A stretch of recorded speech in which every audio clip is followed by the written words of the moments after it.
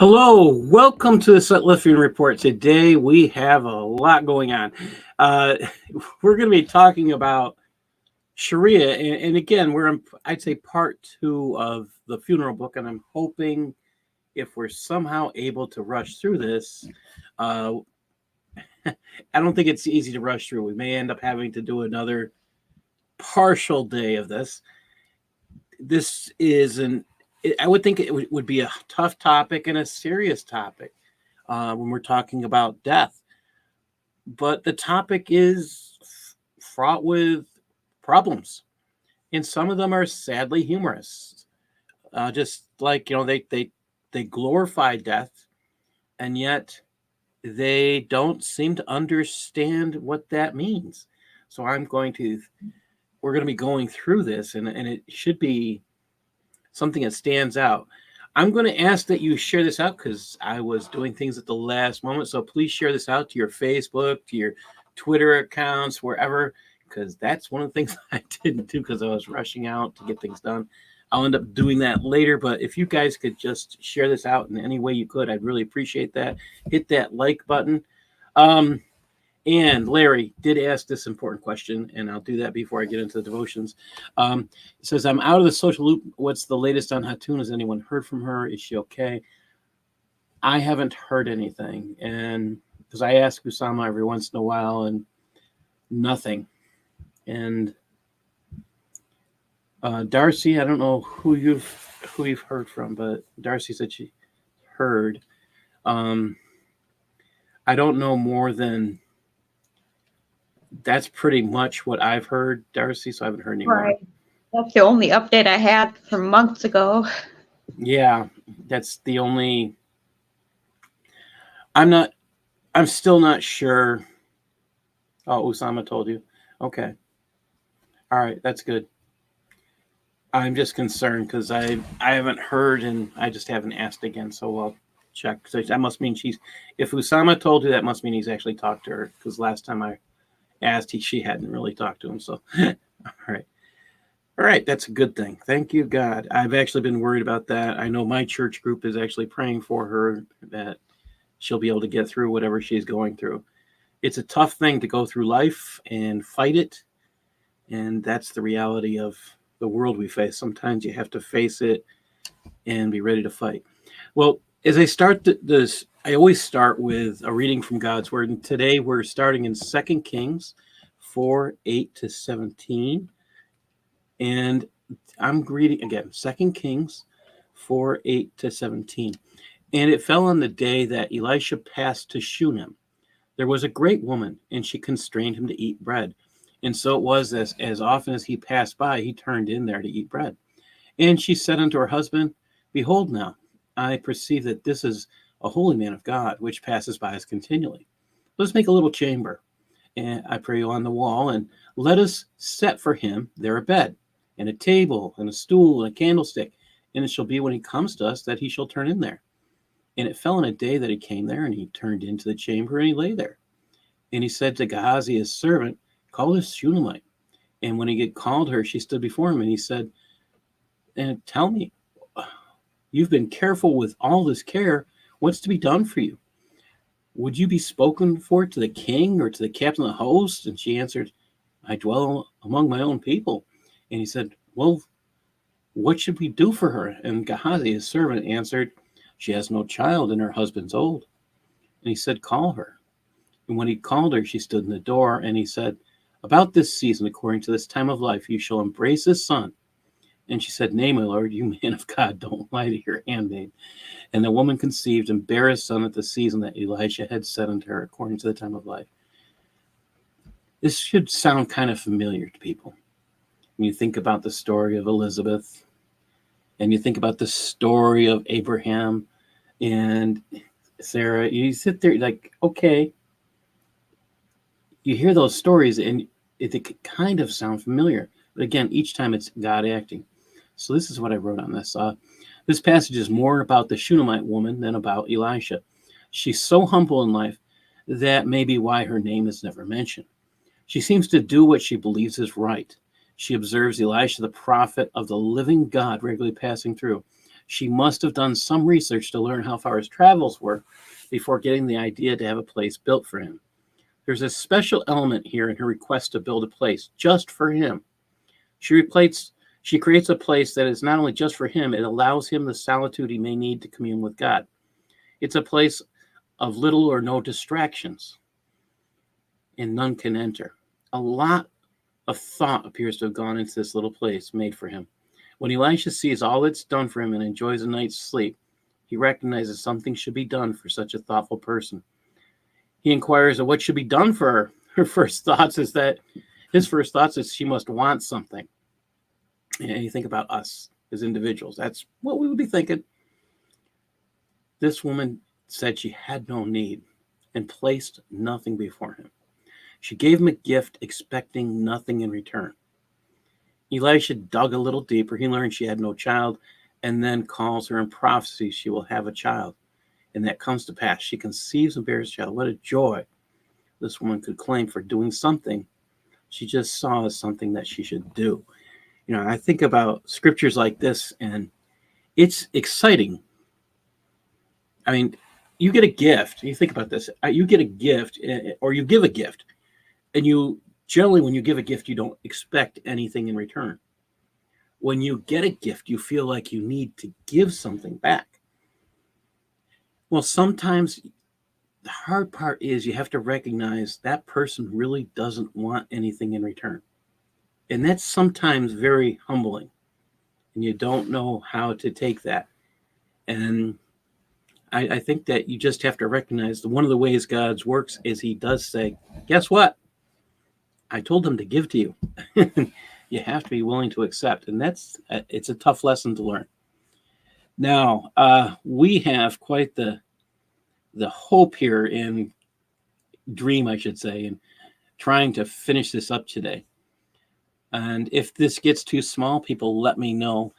We're going to cover, hopefully, the end of the funeral book part of the Reliance of the Traveler. I think this is actually one of the shorter sections of Shariah, so we might be able to do it today, or we might go into a next section. But the one after this is Zakat, and I really enjoy going through that part. So here we go. And if I put my mouse in the right spot, it might help. So I just wanted to review that there's no rush in care for the dead. And, you know, I have to say, I'd heard someplace along the line, I had been told there was a rush to care for the dead. And, you know, like, here's something that's that's interesting in this. In the Shariah we read last week, you can let someone be until they stink of rot, because then you know they're dead. That stuff, that one will never cease to amaze me. Keep that one in mind. So I'm going to pull up Islam Q&A, and I want to share this with you just because I had questions. I mean, take a look. This is a guy whose father passed away while on Hajj. This is from his knowledge. He has all these questions, right? And about the timing. As soon as put to the deceased in the grave from the end, then he should be turned onto his right side in the grave with his face directed towards the Qibla. All right, we've kind of talked about this a little bit, and we'll have more on this today. The one who puts them in the niche, it's recommended for those who are all at the grave, throw handfuls of earth, 3 handfuls. We're going to be reading about that a little later. And hit the mouse in the right spot. There we go. You start thinking about this. Okay, so the biggest concern on all of this that I found is their biggest concern is that here it is. Here's the other one I wanted to bring up. The hasten to bury the dead. Here we go. This is the one I was actually looking for. Sorry. I'll raise the print on this. That is hard to read. That better? Okay. I mean, I had heard they had to hasten. All right. That's the thing I was told. And it says here, it is from the Sunnah. to hasten the burial of the deceased due to the hadiths that indicate this. Such a hadith: when one of you passes away, do not keep his body for long, and take him quickly to the grave. Wait a minute. Okay, so here I am looking for this, and I'm having some. If anybody finds anything in the Sunnah, in the hadith that verifies this, because I've been looking and I really haven't seen anything, maybe I missed it, that has a rush on hastening to get people into the grave. I've looked, and I've been looking through the Sunnah.com. I'm just kind of surprised. Maybe I'm missing it. Again, he said there's a hadith here, and he says it's by At-Tabarani. I'm just kind of surprised that there's that comment, and I have yet to truthfully find it. So I don't see anything that kind of backs it up. And then there's an order: who can and should care for a dead person. That's kind of where we were at, and it gets a little bit interesting now. We're getting into the description of the funeral prayer. This is the part that I have to say started to get me. Islam does not call itself baby Catholicism, young Catholicism or anything. Doesn't consider itself close to that. What we're going to learn about today is they're praying for the dead person, that their sins are forgiven. Okay, we're talking about purgatory. That is a Catholic doctrine, and it just makes you wonder where they got the idea they can pray somebody out. Gnosticism could kind of accept this. It just makes you start to think. So I'm going to, Darcy, would you mind reading first today? Sure. Description of the funeral prayer. Then one intends to perform the prayer. One must keep in mind its obligatory character, though not need explicitly intended as a communal obligation. One may confine oneself to merely intending to pray for Allahu Akbars over the particular deceased person as an obligatory act, without intending its being in fulfillment of a communal obligation. The intention must coincide with one's opening Allahu Akbar. It is valid for someone to perform a funeral prayer for a dead person who is absent, while following an imam who is praying over a dead person who is present. It's almost confusing, the last part of that. It's valid for someone to pray for a funeral over a prayer for a dead person who isn't there, while following an imam who is praying over a dead person who is present. So you can only pray for someone who isn't there, a dead person who isn't there, when you're in the presence of a dead person. You can't have that done. That's quite an interesting statement. All right, can you read one more, Darcy? Sure. G4.7. One says Allahu Akbar 4 times in the funeral prayer, raising one's hands to shoulder level at each one, and it is recommended between each one to fold the right hand over the left. The funeral prayer is not invalidated by adding a 5th Allahu Akbar, even intentionally, though if the imam adds one, the follower does not do likewise, but simply waits to finish with him when he just says the salams. So here we get into more invalidation. They didn't say it, but they hinted at it. Oh, if you copy the imam when he prays an extra, he'll say takbir an extra time. And the interesting thing is in the Arabic here, it says takbir. It does not say Allahu Akbar. And I find that interesting. Every time they've mentioned Allah Akbar in the Arabic, it says takbir, because it's I understand why, because this is an instruction for the imam. The imam is the one saying takbir, and the follow-up is the people will say Allahu Akbar. That's the interesting part of that. All right, let's go on. And let's see. Sharon, can you read 4.8, please? After the first Allahu Akbar, it is obligatory to recite the Fatiha. It is recommended to say, I take refuge, etc. Before it and Amin after it, though not to recite the opening supplication or a surah therein. It is obligatory that the Fatiha be recited in the funeral prayer and that the other spoken elements be uttered. But as for each occurring after its respective Allahu Akbar, the only one which must obligatorily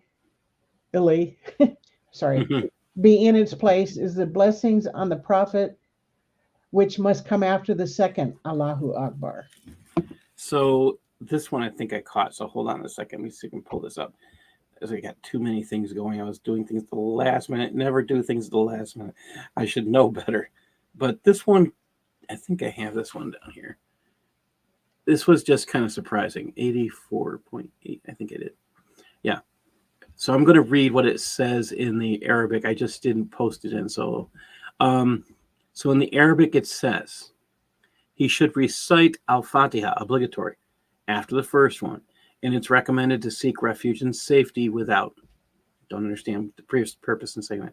The opening and the surah, it's obligatory to recite Al-Fatiha and the other verbal pillars of prayer for the dead. So they're using the term pillars, and they're talking about elements here. It's just interesting. And the part that got me, you see where it says the only one which must obligatory be in its place is the blessings on the Prophet. This is what's weird about the Arabic. It says this in the Arabic. This is due to the right to pray for the Prophet. Peace and blessings be upon him. It must be after the second takbir. Now, Muhammad still needs people praying over him. I mean, what does that say? I'm kind of surprised when I hear that. It's because he hasn't found peace, even though he's in the grave. Houston, it's takbir, Takber. That's how they're translating it into English. Take a beer? No, not. It's takbir. Okay. And Sharon, can you go on and read 4.9? Sure. After the second Allahu Akbar and one remains standing throughout the funeral prayer, it is obligatory to say the blessings on the Prophet, after which it is sunnah to supplicate for the believers. It is also sunnah to bless the folk of the Prophet after blessings upon him, and to say Alhamdulillah before it. And again, here in Arabic, it says before praying upon the Prophet. And I had not connected all these blessings to, in Arabic being translated praying upon. Maybe I'm using the Google Translate. I'm not getting the advantage of having an excellent Arabic translator. But this stuff does make you question. What is the real thing here that they're singing about Muhammad? Does Muhammad need that many prayers to get himself out of? If we're still praying for him, is he stuck in a place called Purgatory? Is there an Islamic Purgatory? And as we go on, we're going to be talking about that more, because these prayers for the dead, they're asking for you to ask for forgiveness for their sins. And that's just the part that doesn't make sense. I don't remember reading in the Quran anything about I'm not going to say purgatory, but I just don't remember reading anything about a place between heaven and hell. Or yes, something. It's like it's not in the Bible, it's not in the Quran. It's there's nothing there, and that's the interesting part. So where would they get these ideas?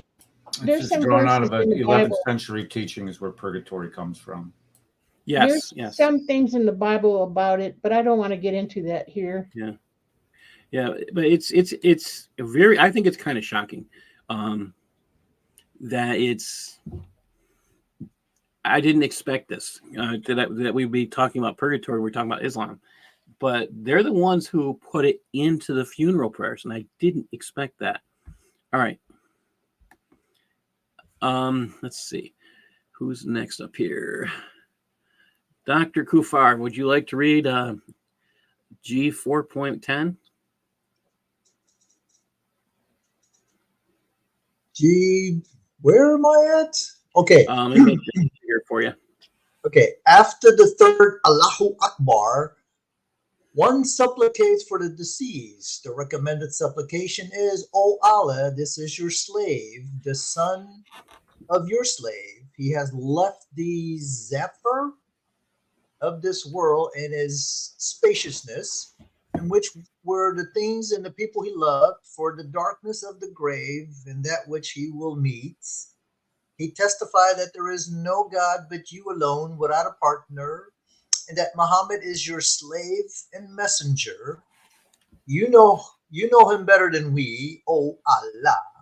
He has gone to remain with you, and you are the best to remain with. He is now in need of your mercy, and you have no need to torment him. We come to you and desire for you, interceding for him. O Allah, if he did well, treat him the better, and if he did wrong, disregard it. And through your mercy, show him your good pleasure, and protect him from the trial and torment of the grave. Make his grave spacious for him, and distant the earth from his sides. And through your mercy, protect him from your torment until you raise him and send him safely to your paradise. O most merciful of merciful. This is an optional supplication. The minimum is mentioned below in G413F. I think this is, again, we're getting on the edge of Islamic purgatory. I had not conceived of this, and I had been told about it, but the only one I've heard actually spend some time on this is actually Lloyd De Jong. He mentions it in a couple of things, but I sit there like, whoa. I mean, I guess the first time I hear some things, sometimes I think sometimes I need to swallow them a bit better. But this is a topic I guess you would expect it if you're talking about the dead. I guess I would want to find it in a doctrinal type position, not necessarily in law. And those type of things we're still getting into doctrinal positions, but it just, I find it surprising. Let's go back here. You alone he testified that there is no God but you alone. He's talking about Allah. Without a partner. That's because Allah doesn't have a wife, remember, to have sex with. That's what they're saying. So Allah's physical, and you alone with, and that Muhammad is your slave and messenger. Notice it didn't say prophet. You know him better than we. And it says he has gone to remain with you. Again, we're talking about Muhammad still. You are best to remain with. He is now in need of your mercy. So Muhammad needs Allah's mercy now that he's dead, and he's been dead for decades, eons. Now we're into centuries. Millennia. Wait a minute. Why does he still need mercy? Was he that evil? Does he really? Taking him thousands and thousands of years to burn up. I don't know. This is quite a statement. Muhammad was so evil that he needs the mercy of Allah from every Muslim anytime somebody dies. Mercy praying, I should say. It's Allah's mercy they're asking for, but they're asking people to pray for Muhammad. It's quite a statement. I don't know if anybody else sees that, but Any other comments here from anybody?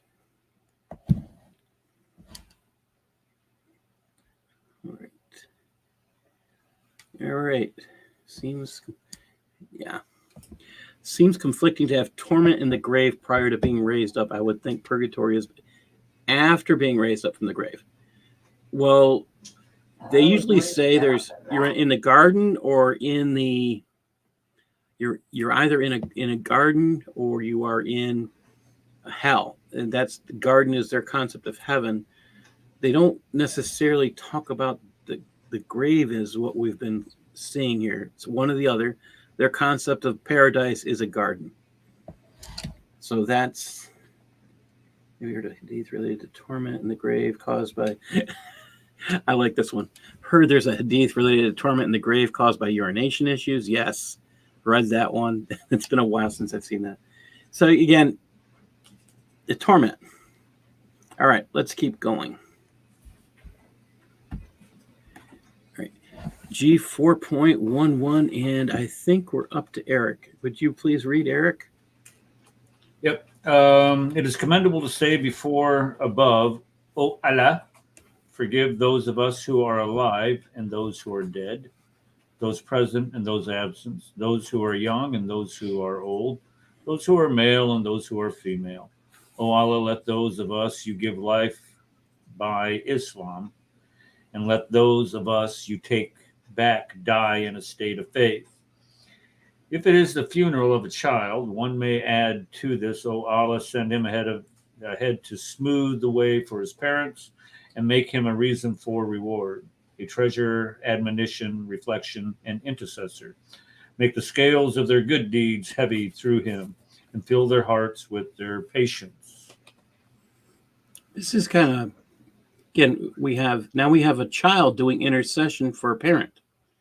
So there's more intercessors. So don't they have a doctrine that says no one can take upon himself the sins of another? Yet we have an intercessor. So stuff to think about. Isn't there some type of doctrine where the martyr is able to, if you are a martyr, a shaheed, you are able to, not only are you immediately entering into paradise with your harem there. Yes. Aren't there a set of number of people that they're able to admit also? They can admit 70. They can admit 70. They get to keep 2 of their hories. 70. And they have to get 70 away. People? Hories. I didn't say they were people. They're hories. No, I mean 70 people. I mean, are there a number of people that they are allowed to admit? For example, 70. Yes. You see the parents go, "Oh, I'm so thankful that so and so blew himself to pieces." And now, when that person goes to heaven, I mean, this is a bunch of bunk. But I mean, let's just the doctrine itself, though. Does it say that they get to name certain people that get to come in? It tells them they have to give away 70 of their hories. There's a hadith on this. They have to trade. So this is why when somebody is going to commit an act of martyrdom, people will come to them bringing candy and sweets and things, not celebrating their coming death, but to get them to remember them after they die, and they're handing out the hories. So that's the purpose behind it. I'm confused. So instead of getting the 72 hories, if they wanted like their mom, their dad, their sister, their brother, that would put them down to 68. Is that what you're saying? Yes. So they hand out one apiece. Yeah. Interesting. So how would if you don't commit an act of martyrdom, how would the mom and dad know if they just dissed them? Like, I ain't getting let there. That woman used to beat me all the time. I'm not letting her in. How would they know? And what if they were greedy and they wanted to keep all 72? And that's it's one of the reasons why the women in places like Gaza are okay with birthing kids that kill themselves for the purpose of their own getting to heaven. It's kind of a shocker in the long run. I It's like did it's a a death call. I mean, it really, yes. truly is. That's it's just so sad. I mean, to make a child. I mean, this still gets me. A treasure admonition. I mean, I get this. The child is a treasure. He's an admonition. He's a reflection. I have an aunt, cousins, I should say. They lost their child very, very, very young, and the mother was never. My aunt was. I call her my aunt's cousin, and never the same. I get that too, but to call the child your intercessor, you're now making the child more of an.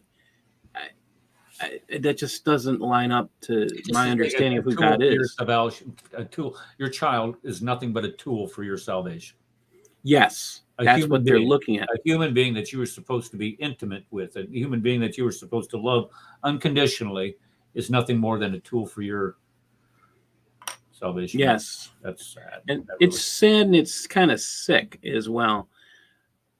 Red, are you with us tonight, or are you driving? I'm back. All right. I wouldn't say I'm never with anybody. So, right. Well, go back to that. I just want to comment on that. Okay. This actually explains a lot. I mean, look at what's going on. With the Palestinians, quote unquote, out there in Gaza land in the West Bank or whatever. They literally sacrificed their children for this reason. Yes. This is no. They honestly. I mean, you can watch the interviews with the El Shadids, the mothers of the Shadids. You see their interviews. And they all brag about how the whole neighborhood loves them. They walk into the laundromat and they're like, "Oh, that's the mother of a Shahid." Oh, and dignity. I get so much dignity and respect when I just walk into the laundromat. All the women know who I am. And I will sacrifice all my children. I'll have more children to sacrifice. I mean, this is how sick these people are, and this is where they're getting it from. I saw a video with a father and a mother with, these are different children. And a Jewish man is asking, I don't think they know it's Jewish, but what if your daughter wants to die and become a shaheed? And they said they would be happy for her to support her. And this is do separate cases. They're saying all these wonderful things about a child who would die as a martyr for Hamas, working for Hamas. And the child, here's the catch: a female is not promised 72 virgins. They don't get that.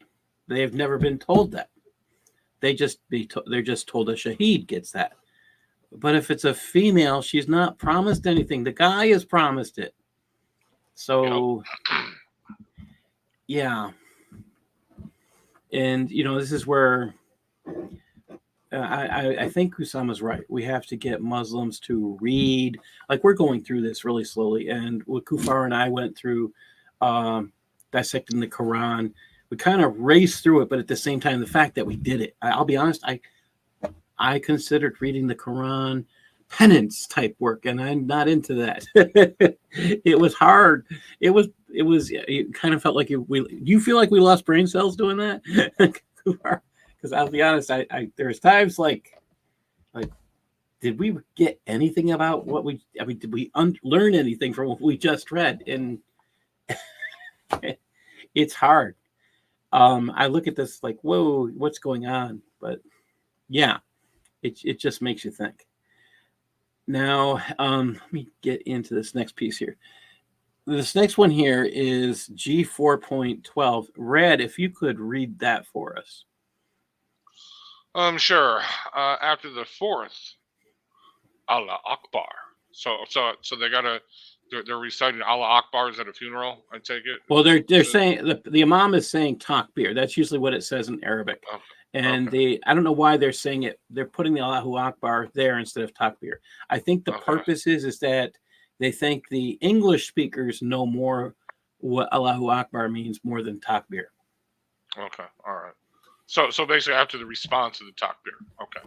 Yes. So after the fourth Allahu Akbar, it's a sunnah to say O Allah, do not withhold from us his recompense, nor try us after him, but forgive us and him. Then one says, Al-Salamu Alaikum, twice. The first one being obligatory, and the second sunnah. The integrals, you want me to keep going? Yes. The integrals of the funeral prayer are 7. The intention, standing, saying Allahu Akbar 4 times, very important. And the Fatiha, the blessings of the Prophet. Allah bless him and give him peace. The supplications for the deceased. The minimum being, oh Allah, forgive this deceased. And the Here we first, go, purgatory again. and the first of the 2 times, one says Assalamu alaikum to finish the prayer. We'll get into this after. Go ahead. Sorry. Go ahead. In the Arabic again, where it says the blessings on the Prophet, the translation is praying for the Prophet. I'm still trying to wrap myself around that. So we're praying for. I did not expect to find Muslims praying for the dead. It's a death cult, but you're asking for forgiveness for the dead. How long does this cycle go on? I know in certain groups they get paid to do that, and I haven't seen any mention of that, but it does make you wonder what's going on here, because they don't mention praying for the dead in the Quran. Have you ever seen the video? It's an old one. I'm trying to look for it, and I know I'm not going to be able to find it because it's that old. The dude talking about the torment of the grave, the Muslim, and the snakes in the grave, and he's all serious about how the angels will come and hit you with a hammer of steel, and then they will unleash the snakes, and these are not good snakes. These are bad snakes. They're just the one drop of their poison will melt your flesh off. And he gets really into it. But yeah, I'll have to find it. It's a really good video. Christian Prince actually played some of it, but yeah, it's an old one. Nobody saved it. But anyway, that's the torment of the grave. So this is the interesting thing here, though. You notice they have 7 parts or 7 pillars. It could be said that way, to this prayer. Notice what's not here. There's no citation of any hadith, no citation of any Quranic scripture, nothing. So this is made up, regulated, and you have to sit here and go, where did they get this stuff from? Who made this up? It makes you, and if you notice this small portion over here of Arabic, all right, again, it's very, very small. Intention, standing, saying takbir 4 times, the Fatiha, the prayer on the Prophet, and it's very much just so in this one, but it just makes you wonder. All right, we're gonna go on, and we're back to Darcy. Darcy, can you read G14, please?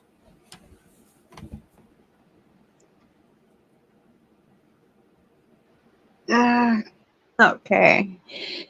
The conditions of the funeral prayer are the same as other prayers, but in addition require A, that the deceased body has been washed before the prayer, B, and that the imam and those praying do not stand ahead of the body during the prayer, i.e., closer to the direction of prayer, Qibla. It is offensive to perform the funeral prayer over a body before it has been shrouded. If someone dies under a pile of rubble and it is impossible to take the body out and wash it, then he is not prayed over. And take a look at this. So right here, so you have the dead person. Their head has to be at the in a mosque. The dead person's there, or wherever they're going to do this prayer, facing the Qibla, and the dead person has to have their head pointed towards the Qibla. And you start thinking about this. We've talked about how the feet had to be pointed towards it. it's almost like you have to turn the person sideways so their face can face. It's a little confusing. Is your head facing it? Is your face or your head? I mean, you have to sit there and try and figure out what exactly is meant here. Direction of prayer. The way I'm reading this is the head has to be directional that way. It's kind of different when you read this. Could anybody else have a comment? All right. Can you start 4:15, please? Darcy? Yeah. A latecomer to the funeral prayer, whom the Imam has preceded by having already said, Oh, keep going. I didn't realize. Allahu Akbar, a number of times recites the Fatiha after his own opening Allahu Akbar, and then says Allahu Akbar each time the Imam does, though he performs the integrals in order from the point at which he began, reciting the Fatiha after his first Allahu Akbar, the blessings. Again, they would call it the prayer in Arabic, which is, again, I didn't expect that. It's so repetitious, and exactly so. When I got down to the part where it says, if the latecomer, can you start from there? Yeah, if the latecomer joins that one? Yes.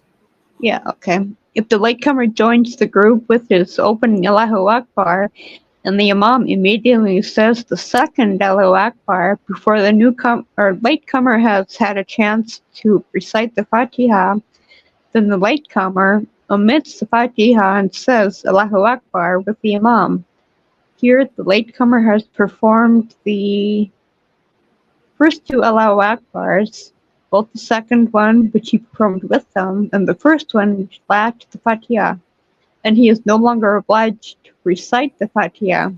If the Imam's Allahu Akbar occurs while such latecomer is reciting the Fatiha, he discontinues it and says Allahu Akbar with the Imam. If the Imam says Allahu Akbar and the follower does not say it until the Imam has said it a second time, it invalidates the follower's prayer. So does this sound too wordy to actually understand what to do when you go to pray for, you go to a memorial type service for a dead Muslim person? Would you be concerned if you were a Muslim that you don't know what to do, and should you show up late because you might have your prayer invalidated? I would think that you'd have to develop some type of flow chart here. You ever see those flow charts? Yes. If yes, here. If no, there. If no, okay. If yes, there. No, there. And that to me, that's exactly what you would have to do with this. I mean, it's just so absurd to word things. If you fart, leave. I mean, if you do this, leave. If your prayers are no good here. Yeah. And God help you if you fart at a funeral. Now, that would probably be grounds for that lynching that we heard about. Well, how would you like to be that guy that's late and you're the Imam? Hold on. Abdullah back there, he just walked in. We got to wait for him to catch up to everybody. How would you like to be that guy? I would just stay outside and say, look, I'll just wait till the guy comes out. I think that's the point here, is that they're telling people not to come late, and they're trying to, I think that is very much the point. Don't come late. If you're going to be late, don't bother, because we're going to invalidate your prayer if you make a mistake. I mean, this is that Gnostic thing. If you have that special knowledge, okay, you're fine. If you don't have that special knowledge, too bad for you. We're not going to listen to you. This is Allah's way of dealing with reality. Most people won't be able to follow even this flow. If you turn this into a flow chart, you actually have people should have to be taught how to read a flow chart correctly the first time. And if you haven't taught them, they won't get it. And simple things for children. This would be a child couldn't come to a funeral in this respect because they wouldn't know what to do, and they could be most sincere, but to actually have your child's prayers invalidated, I would probably not bring a child if this was the case. But they glorify death, so again, that's kind of sad. All right, and we're back to Sharon. If you could read these two. When one has performed a funeral prayer over someone, it is recommended that one not repeat it. How about not repeating the instructions? Okay. I'm into that one. Okay. The next one, 4:17. Someone who has missed praying a funeral prayer until after the deceased has been buried may pray it at the grave. And such a prayer is legally valid whether the deceased was buried before the funeral prayer had been performed over him or whether after, though it is unlawful to bury a Muslim before his funeral prayer, and anyone who knows of it is guilty of there's so many. Guilty of a sin. Okay. Just raise this up. Is that better? Yeah. And to bury a Muslim before his funeral prayer, and anyone who knows of it is guilty of sin, but only on condition that the person praying at the grave had reached puberty and was sane on the day the deceased died, as he was thus one of those responsible for the communal obligation of praying over the deceased. Otherwise, he may not pray there. So let's say your name is Joe Biden and you die and you're in a state of dementia. And let's say you're a Muslim. So how are these rules different?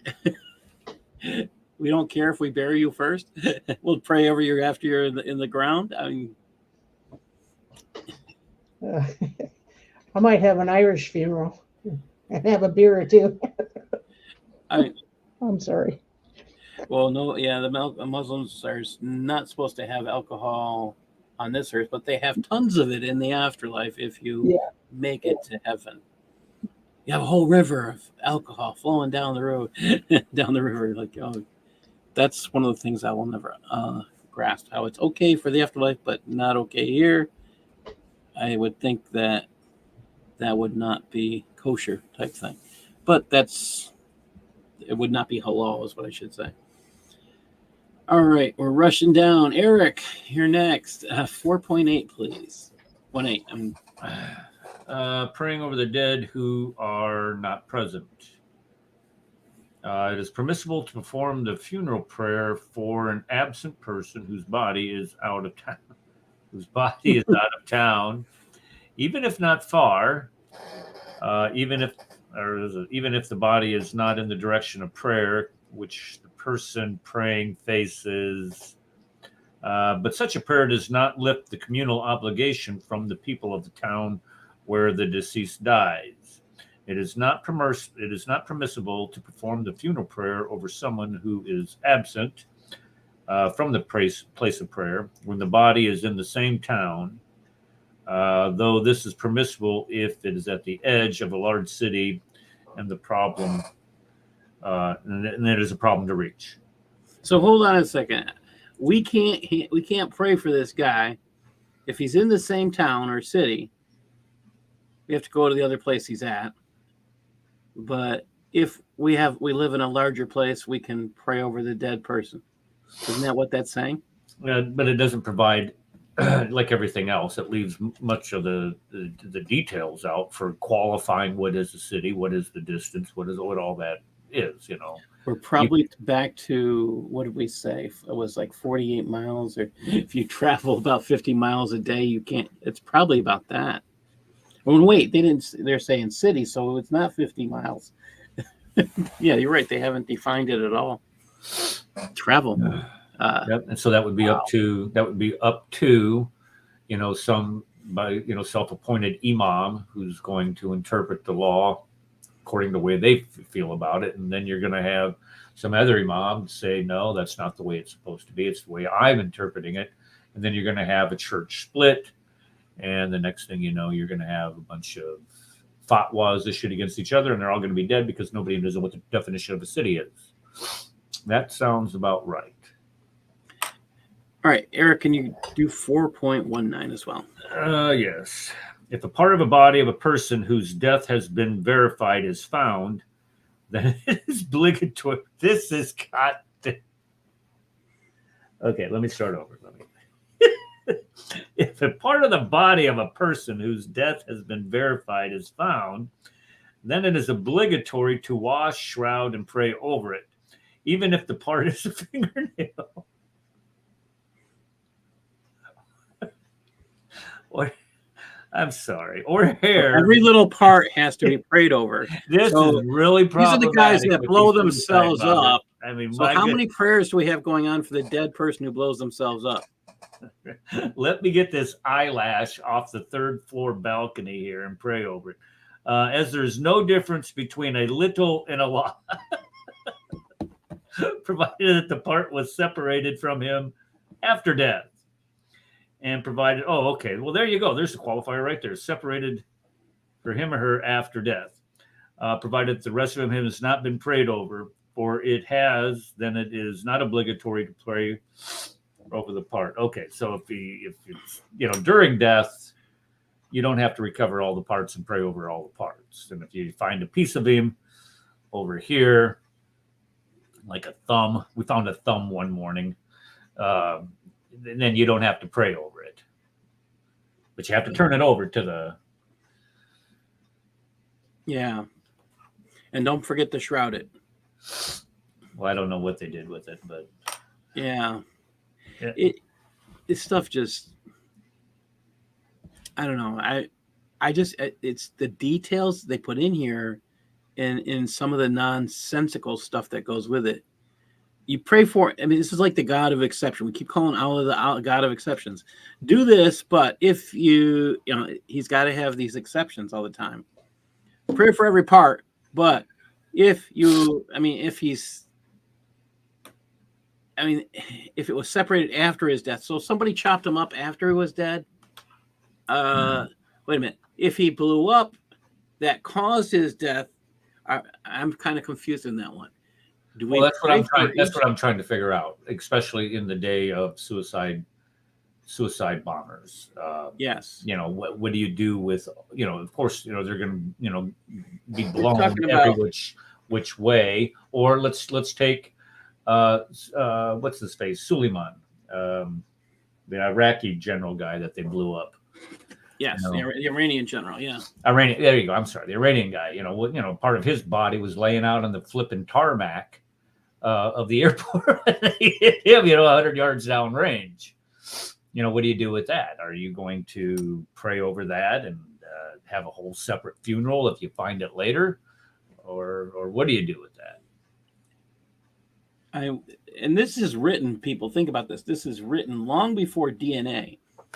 They probably didn't think we could find little body parts that would say, hey, that's part of him. Oh, I guess they prayed over him already, so we don't have to do another prayer. This just kind of makes you think. All right, we're going to move on. And Red, would you like to? Oh, this is Red. You got the interesting one. 4.20.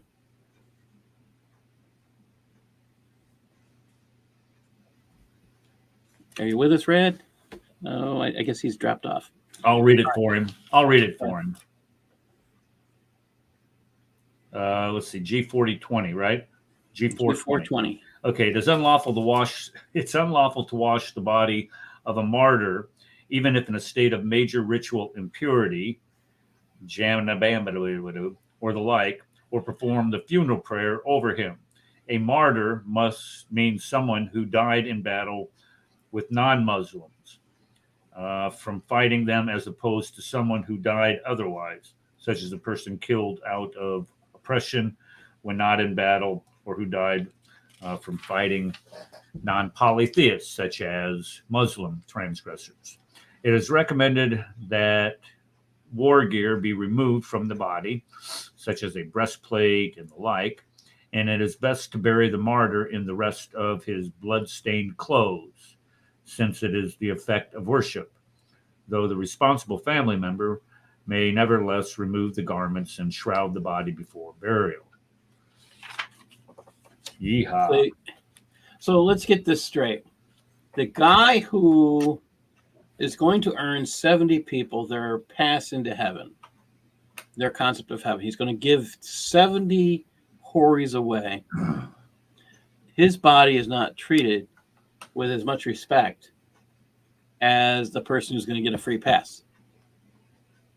Well, I'm Is thinking that what that I'm getting here? the blood, I think the blood is supposed to be some type of cred to get yourself into heaven.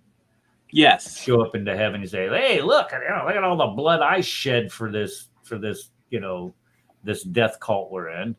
Look at me. Let me in. I get my 72 right now. The rest of y'all, they had to wash you and, you just died of old age or whatever.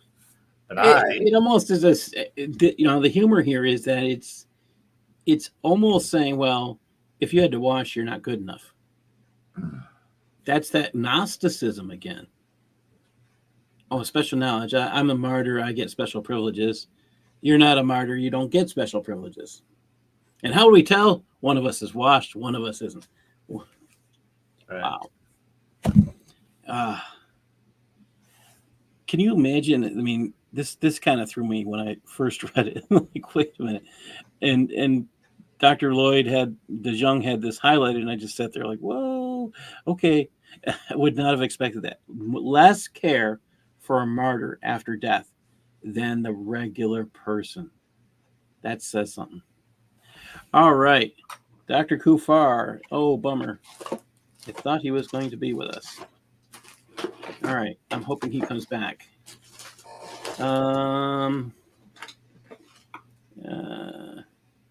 Okay. Bummer. He had to go. All right. This is one of the reasons I was hoping he would be with us. This piece here. Darcy, can you read 4.21 all the way down? Okay. A premature baby, meaning one born before 6 full months, that dies, is treated as an adult if it gave a cry, sneezed or coughed when it left the mother, or showed movement. Treated as an adult, meaning it is obligatory to wash, shroud, pray over, and bury the baby, since its life and death have been verified. If it did not, then 1. If it had reached 4 months in the womb, which is the time at which the spirit is breathed into it, then it is washed before burial, but not prayed over. 2. But if it had not, it is only obligatory to bury it. So what's wrong with 4.21?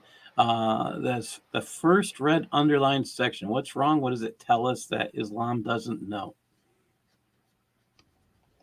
9 months is a full term.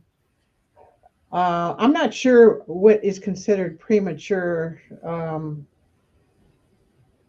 8 months. I believe it's 8 months. 8 months before you. It depends on the maturity. I mean, so you'll meet women who give birth before the 9 months is up, and it depends on the size of the baby you got.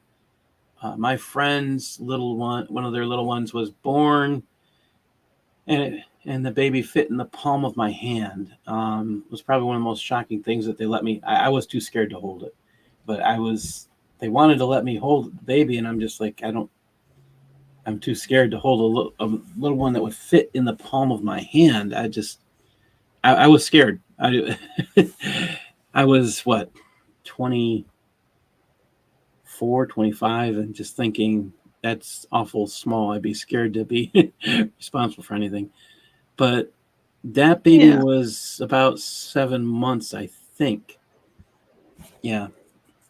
Very, very small, too. Did it live? Yeah. Yep.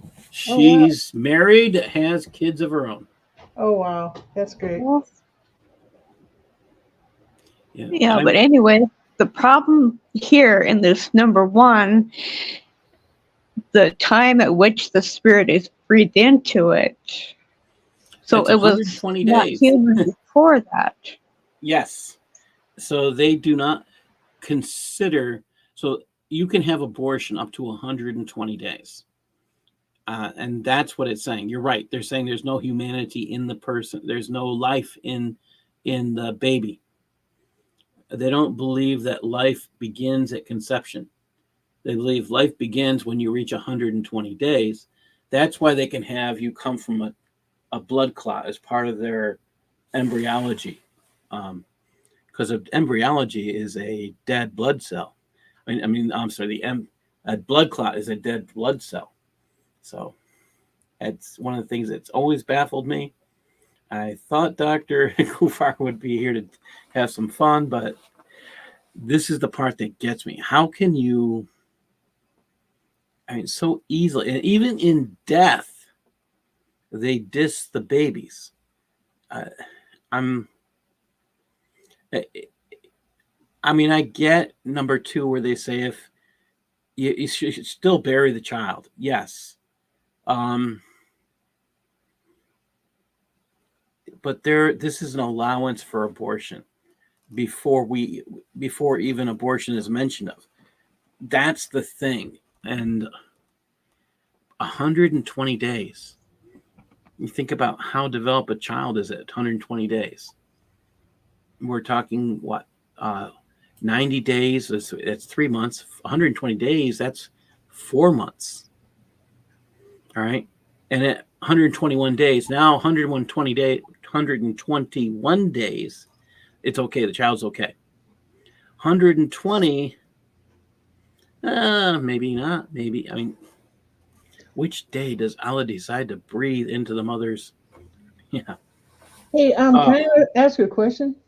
Yes. Are they even having abortions? Because I thought their goal was to outbirth us and push us to have abortions. When I say us, It's a good non-Muslims. Yeah, you're right. It allows for it. So, like, if let's say a certain care imam got caught, like as he did this a couple years ago, enjoying muta with a contract with basically a prostitute, another Muslim female, that he paid her for his time and enjoyment of her services for a limited time. Because he paid her for that limited time, this is just where it gets nutty. I don't know have another way to put it. It's just, what does that say? They can have these abortions. The muta can be, okay, you're not at 120 days. You can get that abortion if you want. So my wife won't know. Yeah. And they're under no obligation to tell their wives. It's problematic. It's kind of a double-edged sword the way I look at it. It's an allowance for something they say they don't believe in. Yes, it does allow for it. Is it happening?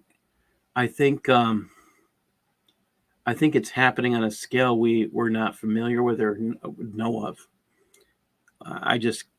We don't define those statistics, which would be interesting if we actually did collect statistics on this concept. All right.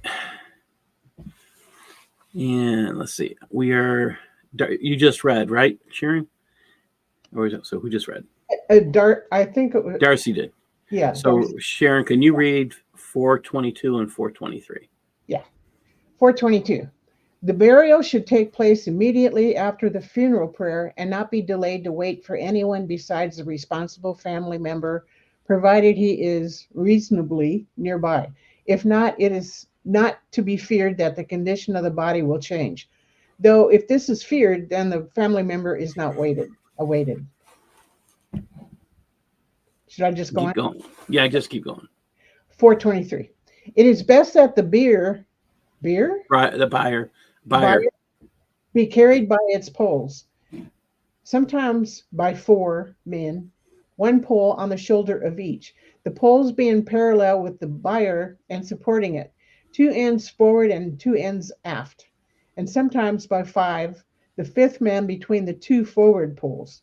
It is recommended that the bearers walk faster than usual, though they should not trot. So you're carrying a dead body, only it's not in a coffin. They don't bury dead people in coffins. They've just put a shroud on them. That's it. So this is why you have poles and a cloth that gets wrapped around the poles, which is the bier. It's kind of, I find the term bearers interesting.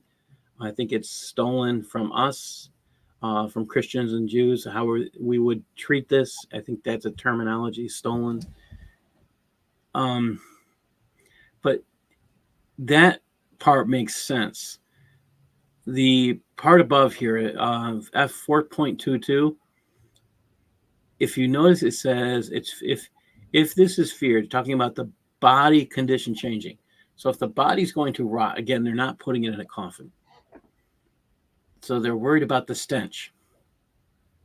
That's what they're talking about. I thought The they body buried changing. within one day. No. Huh? Yeah, that's the point. That's where I was pointing out earlier, is that they don't have to. I think it's a misconception that we get told this, but it's not necessarily true. I'm curious, Eric. Have you heard that they have to be buried by a certain point since you were overseas? My understanding is that they have to be buried within a day of their death. That's my understanding. I don't know where I've read or heard this before, but my understanding same here. This is exactly why when Muslims start saying that they're all these prophets, all these past prophets of Judaism and Christianity or whatever are buried in Mecca, we know it's not true, because there's no way that people that are residing and acting out through their entire ministries up in Israel, up in Jerusalem or in Judea or that region of the world would ever die there and then be transported to Mecca for burial. It's a bunch of baloney. But my understanding is they have to be buried with one day. Let me find it. They don't allow us to do any excavation, so they're just spewing bull. And this is where I would have thought before we got to this point, and I'll tell you, there is nothing. I went through this whole book, and I haven't found anything about the immediacy. That's why I went back and I looked for the immediacy of burial. There was nothing there. Remember, they said they could let them sit for up to 3 days to find out if they're dead. So in fact, they did say about the mentioned stench. So you can wait till the smell of human rot is on a person to determine if they're dead. That would mean that some people don't know how to check a person's pulse or see if they're breathing. I have to wonder about that one. Can you tell me that a warrior, I'm picking on men who go to battle, wouldn't be able to tell if someone's dead? Your medical professional, I don't know how far back, wouldn't be able to tell if someone's dead? Does this say something about the education level of the people writing this? I don't know. Well, it's the same argument to say that as far as when the argument is made that Jesus swooned on the cross, he wasn't really dead. Therefore, the Roman soldiers would not have known that Jesus was secretly hanging on the cross with one eye. Like, are they watching? He was actually trying to stay alive. But that hanging part there, that would not have suffered or suffocated Jesus Christ. No. He had him fooled. Again, it's just another one of those Islamicisms that we're just supposed to accept. So this is the interesting, again, I looked up a couple of sites that I usually use for this type of thing, for immediacy of death, immediacy of burial, and I'm not finding it. I have to say I was surprised, and I didn't expect, this is one of those things I didn't expect when we covered this section. So it still has me kind of surprised. I didn't expect that. All right, we're going to go on. Okay, hold I'll on. read. Paul, I found the source for that. It's a hadith. Abu Huraira has narrated, the Prophet said, this is from Bukhari 315 and Muslim 944. Can you share it? Yeah. Yeah. Oh my gosh. You would ask me to do something like that. No, that's not it. Present. Share screen. There we go, right there. Can you see this? Yeah, it's just kind of. Let's see if I can. All right. raise Well, that. let's enlarge. You need to grow a little bit larger. Yeah. Okay. There we go. Okay. Reject all. Okay. Right here. Make haste. Can you see that? Yes. Okay. Make haste in burying the deceased, because if it is the janazah of a pious servant, then enjoin this goodness with its station quickly. And if it is the janazah of an evil person, then quickly dispose of such a load from your shoulders. And you got Sahih Bukhari and Muslim. So yeah, so inform me when he is dead and make haste. So I only found one, and this is from Sunnah.com. So let me pull that one up. And that's interesting. I went to Sunnah.com, and I did not expect to only find one. Yeah, I just have one question on that. How do they know which person is good and which is evil when they're dead? Oh, all right. So let me read this one. Okay. The prophet came to visit him and said, "Verily, I think that Tala is about to die. So inform me when he is dead and make haste in burying him. Indeed, it is improper for the corpse of a Muslim to be kept lying unburied among his family members." Oh, so that's a condition. So he's hanging out with his dead. So they didn't bury him in a timely manner. He's been dead, and now we're at that 2 or 3 days part where he stinks. So isn't there a Bible verse? Isn't there a Bible verse? But Lord, he stinketh. Yes. Lazarus, move the stone. Yes. But Lord, he stinketh. Can't do that.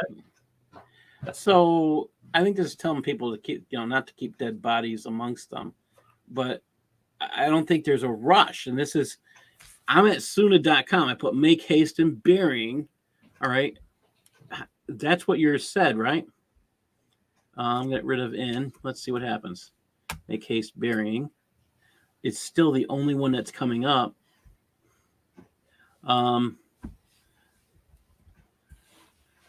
Rush burying. Let's try that. I mean, this is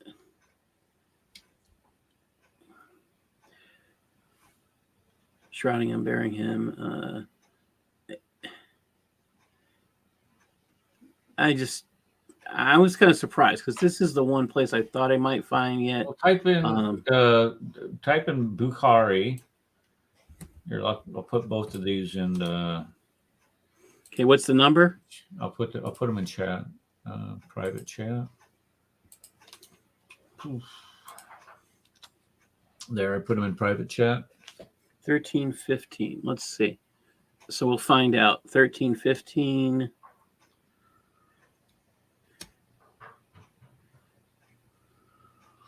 And this is the insanity because we get lied to too many times.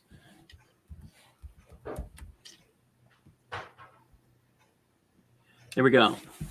Hurry up with a dead body, for if it was righteous, you are forwarding it to welfare, and if it was otherwise, then you're putting off an evil thing down your necks. It doesn't tell us what that means. If it was righteous, what was righteous? Gardensofpeace.org.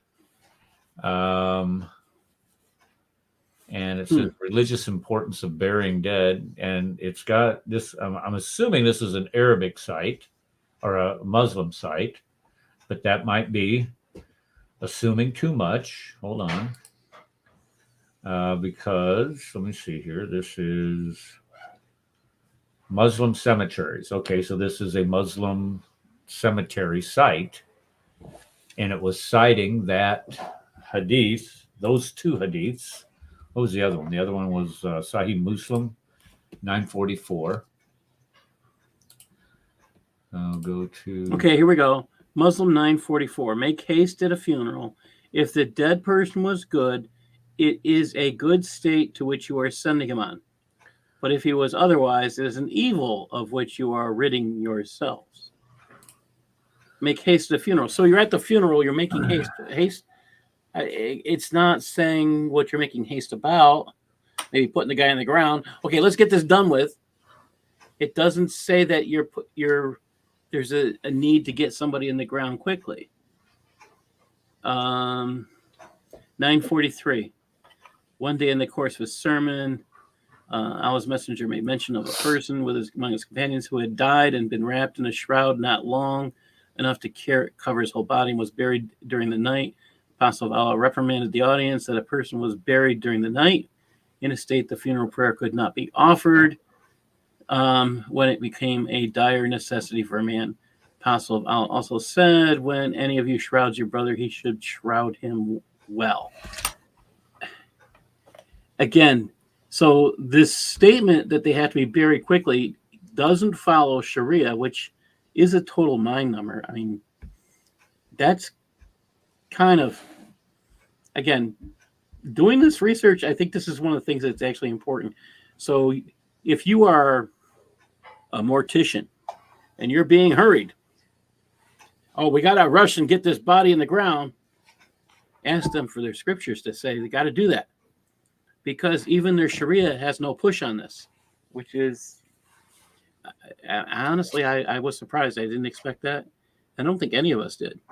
And you know, the sad, sorry truth is I've read this I don't know how many times and I never really caught it. All right.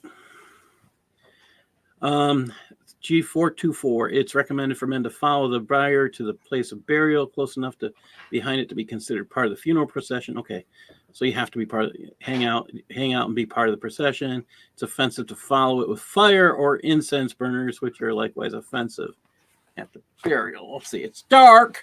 You want to be able to see where you're going. Don't put a light on. Oh, wait a minute. It doesn't say light. You can't turn the light on. It says you can't have a fire or incense. Do they bury people at night? Probably not after what we just read. Okay, we're back to Darcy. Can you read G5.1, please? Sure. Burial. Then the deceased is buried obligatorily. It is best to bury him in the cemetery.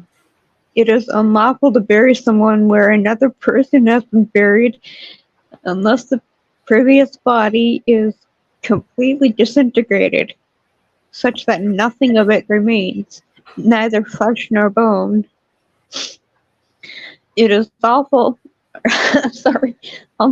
to bury two people in the same grave unless absolutely necessary, as when there has been much killing or death, in which case a wall of earth is made between the two bodies as a barrier.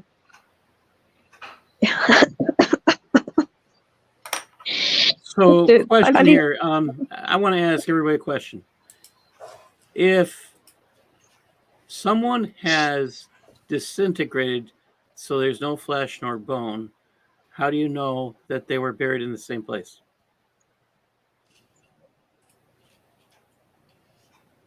Anybody got an answer to that?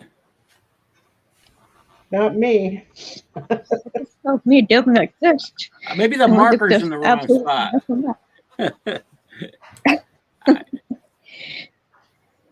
I didn't expect that one. All right. Well, I mean, how do you know? I mean, maybe. So this is going to get humorous somewhat in a minute. You notice how they're talking about on top of each other, not putting two bodies together. Oh, Eric. Okay, here we go. All the cemeteries are full of Palestinians buried in a mass grave in Gaza. And I don't see any It's Reuters. barrier between the two there, Hmm. other than a tarp. And they're in shrouds. Okay. Notice they're not putting coffins And in. it's only about 4 feet deep, if that. Yeah. That's Yeah, because they're all head and shoulders above. So that doesn't follow the rule either about. So maybe there's a good chance that these are not humans. This is a good scene, possibly. I had a thought. Maybe these people are going to get up and walk away. I don't know. I have a Hollywood thought. scene. Maybe because there were so many, maybe some imam made a fatwa that was okay. That might be it. That very well may be It it. could be. But they have all kinds of pictures here from Gaza where they're burying people in these mass graves. And I remember specifically. Here it is. Is this it? I think this might be it. Let me present this one here. Where they. Okay, let me go back here. This is where they put these barriers in between the graves. Maybe I need to make that bigger. Let me make that. I can see the barriers. That's. Can you see that? But those are huge barriers. I mean, that's. Yeah, well, they're cinder blocks. Yeah. And it looks like they're too wide. Well, they're too wide on This this isn't going to side. work for a mass. This isn't going to work for a mass grave in that respect. That's I not bet necessarily mass. I bet they used it for people who were important, and then the rest of them were just put in, in the other grave that had all. It the does blue. leave a lot of questions. I'm just, I keep looking at the stuff we're doing. Let me just show you this next piece. This is just kind of, all right. And did I push the wrong button? I like your little piggies. Oh, okay, here we go. I like them. All right, so I'm going to grow this box up. All right. If someone dies on a ship and it's impossible to bury him on land, the body is placed between two planks. Notice this, to obviate bloating. Really, you want to keep that. So they're going to. So you keep the pressure so you don't have that stench. Okay, so that it reaches shore. So they're going to bury him at sea, and they're hoping he doesn't reach shore, even if the inhabitants are non-Muslim, since a Muslim might find the body and bury it facing the direction of prayer. Oh my gosh, that would be a horrible thing. Digging the grave. The obligatory minimum for a grave is that it conceal the odor. Eric, were they deep enough in those last two pictures we saw? No. So they violated Shariah. Okay, especially the dirt that it's sand. They're burying them in sand. And folks, if you know anything about sand, it's very porous, and water can seep through it, odor can seep through it. That's not deep enough. I mean, I'm sorry, unless you're going to put some type of I don't know, some type of powder Barrier? on it. What was the type of powder? A tarp? No, you put the powder down there, lye, something like lye or something on there to keep it from an odor from rising. Wow. It's recommended to dig the grave wider than the obligatory minimum. That is depth equal the height of an average man. I don't think that's working either. With his arm fully extended upward. Now we're talking maybe 6 feet, maybe higher. Neither one of them has followed this. So the Palestinians are either doing Pollywood because they think we're too stupid and not catching them. This could be interesting to have a discussion on these graves. Oh, you insist on Shariah, but it's not convenient to you follow it even in depth of those. I mean, yeah. I did notice in that one that I was reading at the bottom, and there's something about two genders that cannot be buried close to each other. I didn't read it all. Is this on the I think bottom the one? last sentence Okay. in the previous page. Okay, I'm sorry. Go back.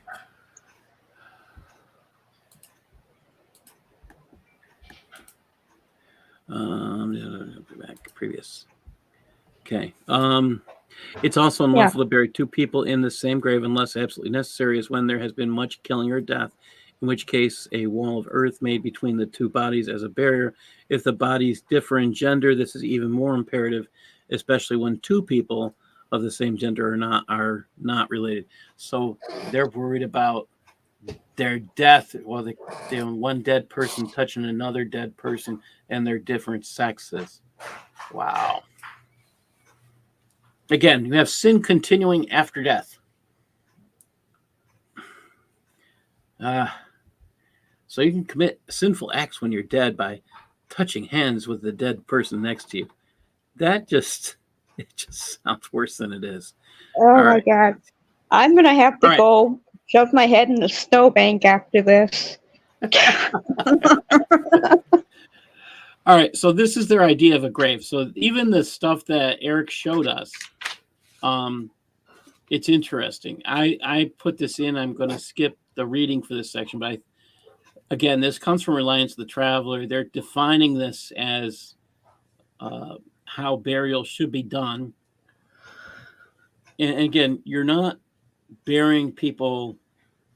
I think if you use this method, you could probably dig one trench in several different shelves. And as you fill the shelf, fill the area up, then you would probably get away with digging one hole and having people buried on different levels, following all the directions. So it just makes you wonder. I mean, those shallow graves, it doesn't seem to make any sense. And if you look at this, the length of this person here, he's definitely, or she is definitely buried more than their height. And it just kind of makes you think. All right, we're going to skip on. Let's see. Eric, can you read 5.3, please?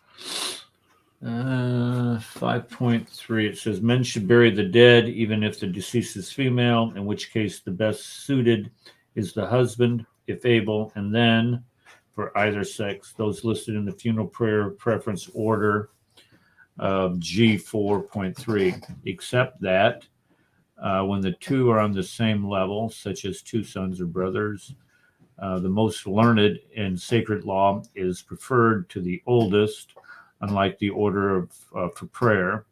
The purpose, therefore, being knowledge of the rules of burial, which a learned person is likely to know better than others.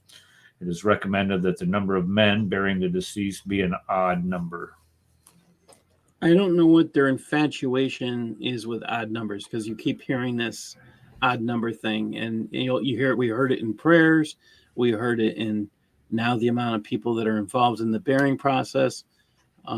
It's just, what is causing this odd number fascination? I think Muhammad didn't like even numbers. All right, we're back to Darcy. Can you read 5.4, please? Sure. Let me change that so you can see it better. Okay. I can't read the proof. It is preferable to conceal the grave.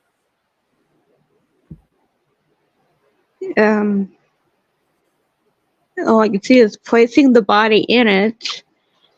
A blanket is stretched over the grave about half a meter above the level of the ground. Helpers holding each corner, while another person stands down on the grave at the foot end, ready to take the body from the bier or bier. This is especially necessary when burying a female, and is done because something might be disclosed of the deceased that is desirable to conceal. The head of the deceased is placed near the foot of the grave. foot meaning the end, which will accommodate the feet when the body is in place, and the body is slid from the bier head first. It is recommended for the person burying the deceased who is standing in the grave taking the body, and there may be more than one, to say to the deceased, in the name of Allah and according to the religion of the Messenger of Allah. We're going to go on. All right. We don't have to. All right. If you could continue all the way down to the end of that section. All right. So the first, number 2 says to supplicate Allah the forgiveness of the deceased. We Okay, have prayers for the dead again. Got to get them out of their sin. Yeah, to place a block as a pillow for him, and to pull back the shroud enough to lay his cheek directly on the surface of the block, as it is more repressive of loneliness, and to place the deceased upon his right side. It is obligatory that the body be placed facing the direction of prayer, the Qibla, and this is absolutely necessary.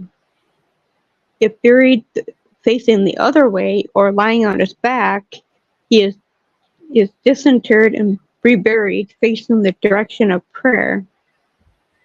The lateral hollow dug into the side of the grave where the body is walled up with blocks after the body has been placed in it before filling in the grave.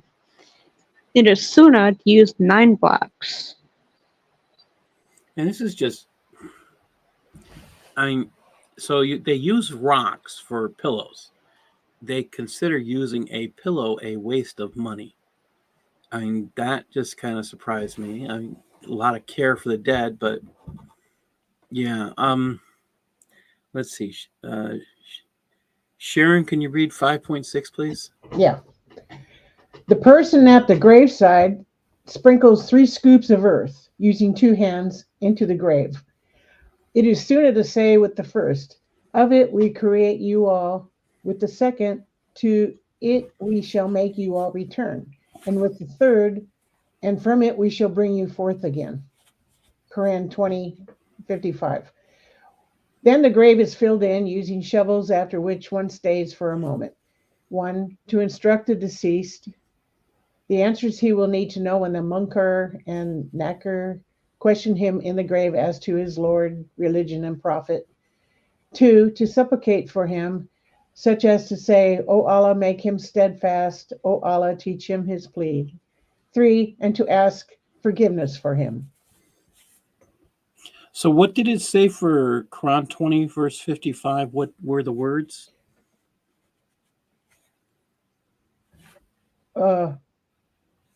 It's and. You're talking about that first section? Yeah, where it says and from it. Can you read that? Using the 2 hands? Into the grave? And from it we shall bring. And from it we shall bring. It's 1, 2, under 5.6. It's 5.6, and you read. It's okay. Let me just start from the beginning. The person at the graveside sprinkles 3 scoops of earth using 2 hands into the grave.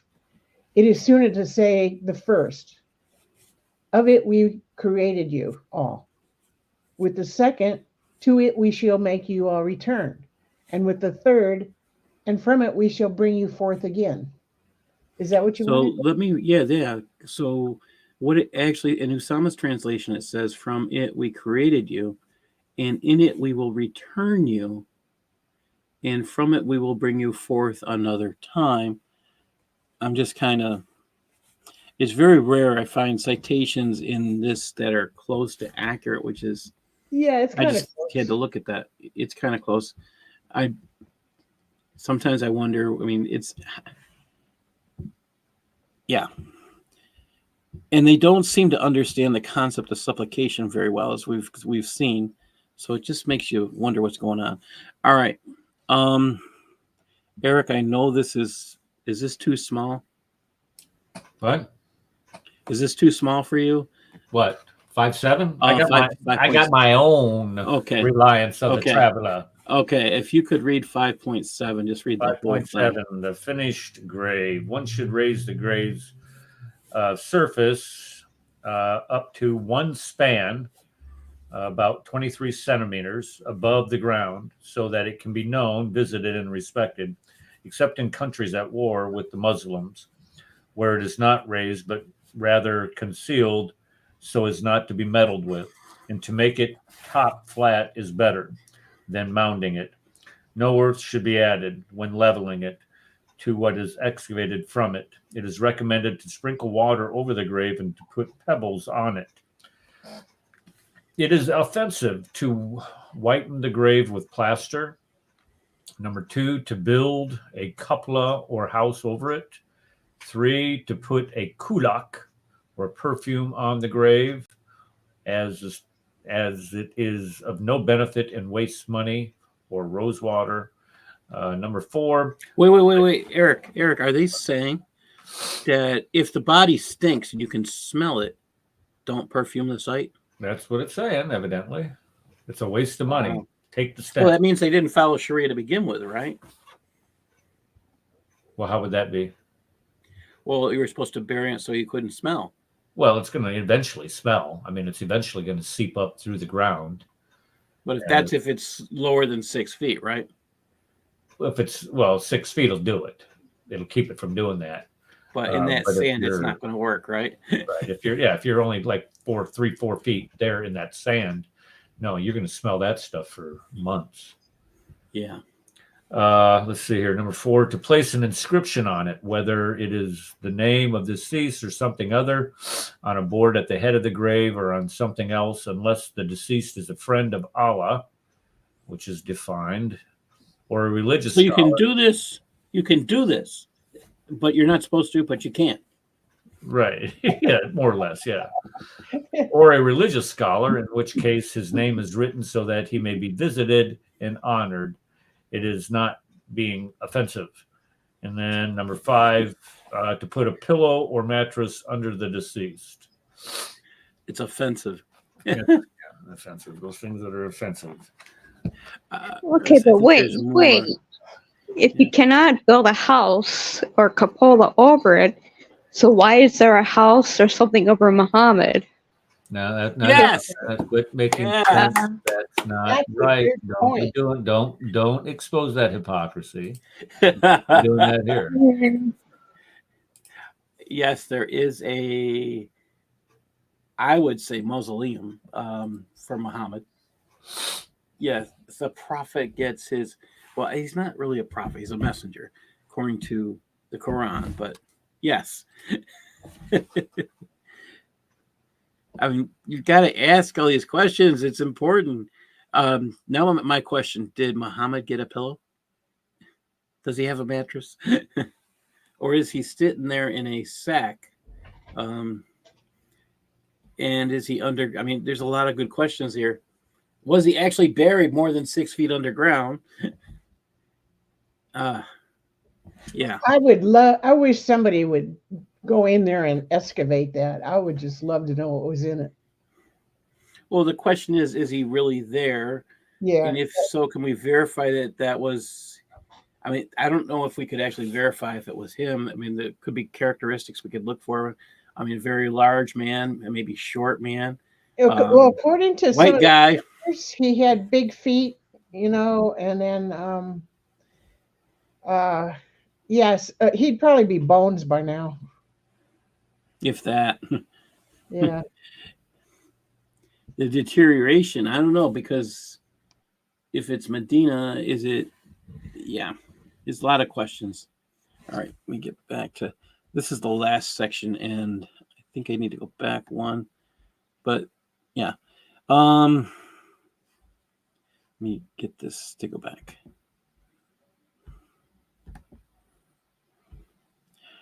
All right, this I thought was interesting. G5.9. It's offensive for women to visit graves because of their lack of fortitude and excessive grief. So women, don't go to graves because you make noises. That's what they're saying. And this is Muhammad's thing. He didn't like the sound that women made when they grieved, the loud crying. And during his day, they hired professional mourners who would make these loud wailing sounds, and he hated that. So this is from Muhammad. This is definitely in the Sunnah and in the Siras. So in the Hadiths and Siras, that much I know. So that's to say that it's offensive for. Can you imagine, ladies? If you've lost someone, you're not allowed to go visit the place that they're buried. It's offensive. Your keeper, male family member, will not let you go because it's offensive. That's just kind of. The guy can go, but you can't. All right. Dress up We're like almost. a guy. I'm sorry. Dress up like a guy. I'm sorry. There you go. And you can get in there and you get out. Yeah. You just got to be quiet while you're there. It's just kind of weird. So it'd be interesting. I mean, the men, I'm curious what would happen if a male dressed in the. Yeah. We have all these cross-dressing going on and being encouraged now. Oh no. I've heard where the Muslim male has worn, the burqa. Well, Muhammad set the example by wearing Aisha's clothes, so that's true. I mean, it's a perfect example. Perfect. Yes. We don't know what he wore, but I can't figure out how this fat guy got into her clothing. I'm still not sure what exactly he wore. I'm aware of what he stole. I can't figure out who it might belong to. He was short, a fat little person, apparently. White-skinned, and I think it was Aisha's night clothes. When I picture that, I think of like a Danny DeVito type character. Yeah, after I started hearing midget, that's exactly who I thought of. That's pretty bad. Okay, I'm not saying he's a midget. He's a small person. He's a good actor. He's kind of crass, but yeah, that's the personality. That's the first person I thought of when someone told me he was a midget. Like, okay, that's the only person I could think of. This is the last section in the book of the funeral book. So I'm gonna read this piece. It's recommended to console all the relatives of the deceased except young women. Poor women. Sorry for you. That just kind of except young women who are not unmarriageable kin, since the only her unmarriageable relatives may console her. Console meaning to enjoin steadfastness, encouraged by mentioning the reward in the hereafter, to warn against overburdening oneself with grief, and to pray for forgiveness for the deceased. Again, we're praying for the dead. So you have a purgatory in existence, and it just kind of goes against everything they state. So, wait a minute. You know something? Okay. This, unless they're a shaheed, dying while killing others, I understood that they go to hell. But at the end times, when the black rock comes alive and all that kind of stuff, they're actually taken out of hell. So maybe hell was just temporary. So this. You know what I'm saying? Hello? I think Paul muted himself. I think. I don't know. You're right. I'm sorry. You're right. It's a purgatory type situation. That's according. I took it according to. Oops. Sorry, I'm trying to put it up. I can't. Okay, can you And put he's share? got underwear on, Eric. He's got underwear on. Can you put up? Can you share to put that out? I'll hit stop sharing. If you use present down below, you can share it. Oh, there it's a little better now that I pulled it out. There you go. I mean, I can change it. No, we can all see that now. Remember, he dyed his hair red. He had acromegaly, a hump on his back. He had a scar on his face. He was He scarred masked from himself the. with perfume. Yeah. And he had a missing tooth. I didn't get the missing tooth. It was too small. But Well, we knew about that was from a battle. I mean, the scars and the yeah. these are from battles. The teeth were missing from that. Yeah. And Yeah, these are bold nose battle injuries. There it is. And he's going to Isha's bedroom. Wow.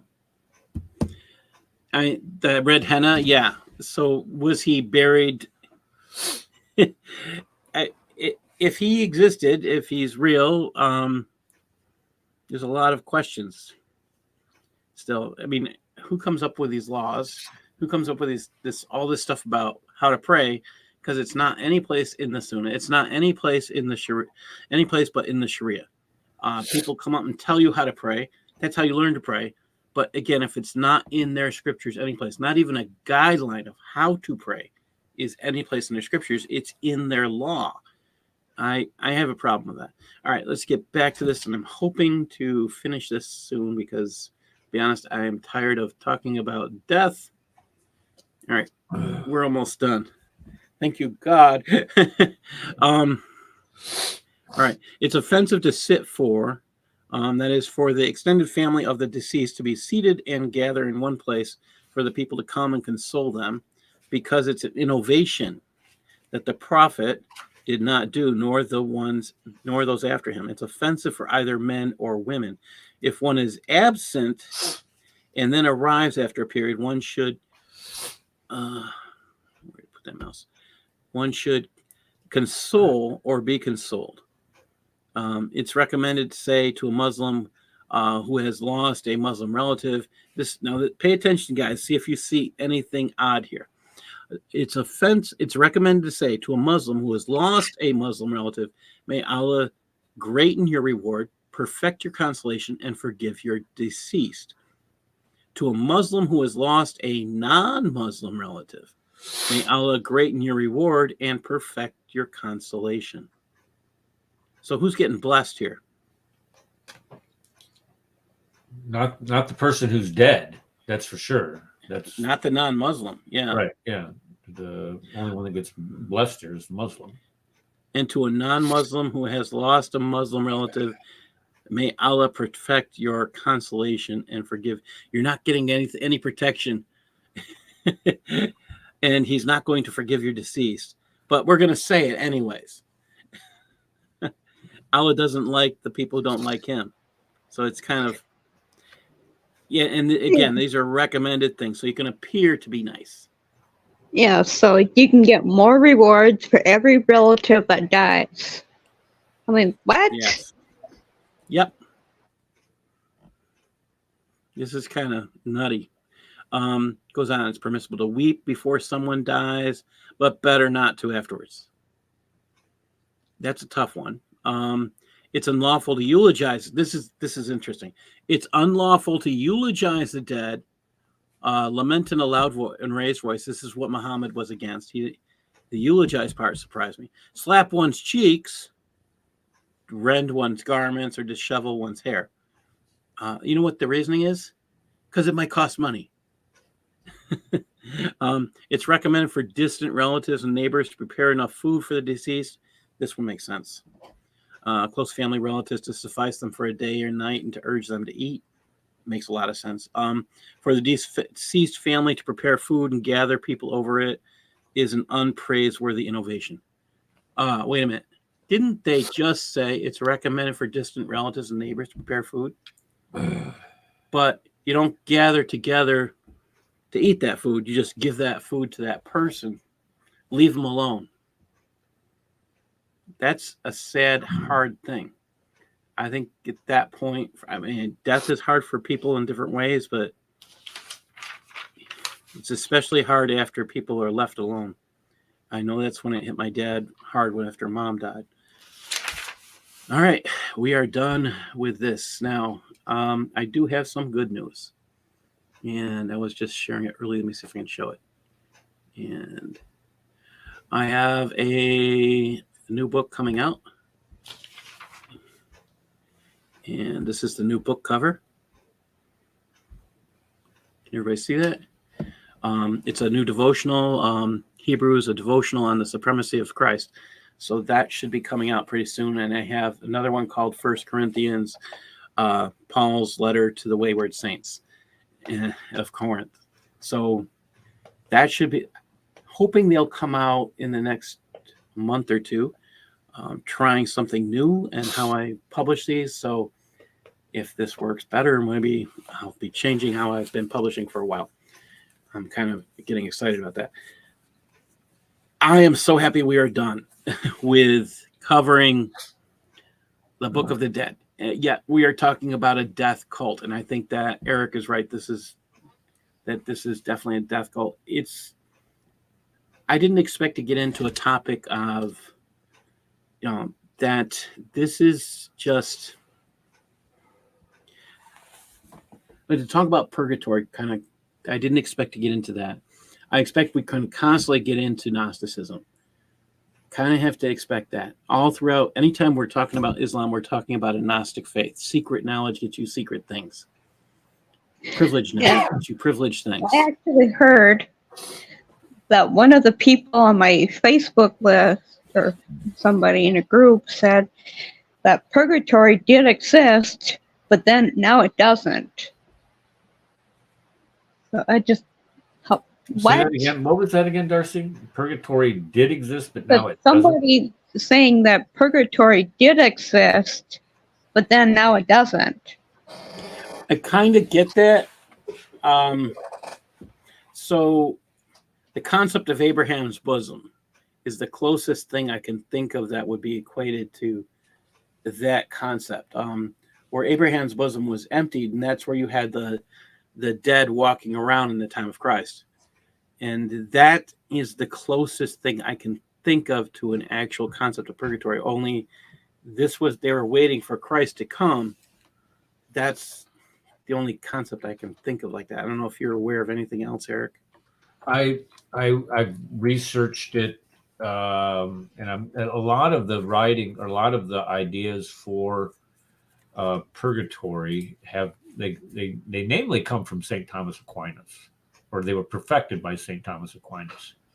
But when I looked at trying to find the Bible verses. And my understanding is he used a lot of the writings of the early church fathers as his basis for it. But there were a few verses that they derived this teaching from. Let's see here. Purgatory, what happens? Where's one? What do you send? This is not it. Where's the idea come from? Here we go. It comes from, okay, yeah, here it is. Oh, that's right. It's from Second Maccabees. So that it comes from an apocryphal book from the intertestament period. So if you go to let's see, the tradition for praying for the dead goes back to the time of Christ. Describe an example in second. Oh, okay. Since hell is a permanent condemnation, the practice of praying for the dead logically means that there must be some transitional state in which person who dies is saved, but has to go through some form of purification before entering into the full joy of heaven. And then it says early church fathers such as I didn't know Josephus was an early church father. Yeah, he's not. No, Josephus is not. Origen, who said, "He who comes to be saved comes to be saved through fire." Ambrose, who talked of a baptism of fire, all spoke of a temporary punishment through which those who died in a state of grace had to go through prior. So again, this is so. I'm familiar with Origen's works, so I just kind of. What they're doing is he's accessing the teachings and the writings of the early church fathers, and that are not explicit, oh, by the way, and extrapolating from that this idea of a realm called purgatory. I I haven't done a lot of the research in about 20 some plus years. Well, I had to do it when I was in one of the classes, my doctoral program. I think it was systematic theology. Was one of the I can't. It doesn't matter. I remember I had to research and write on that idea as far as its origins and applications. Well, we have covered a lot today, and I want to say thank you for getting through a tough section. Next week should be rather entertaining because we are talking about zakat, and that is how the money will be spent and how it's to be.